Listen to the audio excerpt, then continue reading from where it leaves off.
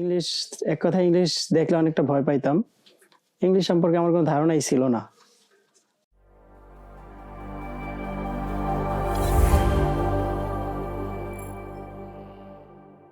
আসসালামু আলাইকুম।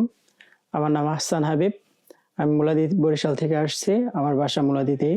টেক পার্কে আসার আগে আমি ইংলিশ তেমন পারতাম না।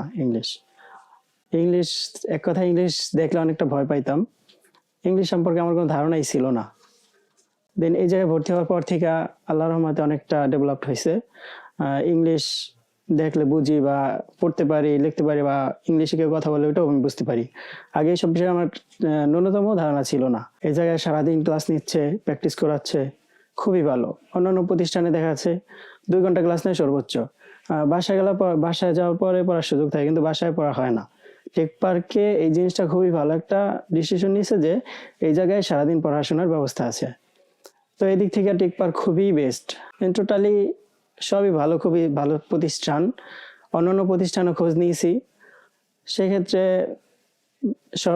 সর্বক্ষেত্রে এইটাই আমার কাছে ভালো মনে হয়েছে যে টেক পার্ক আমাদের ভালো সার্ভিস দেবে।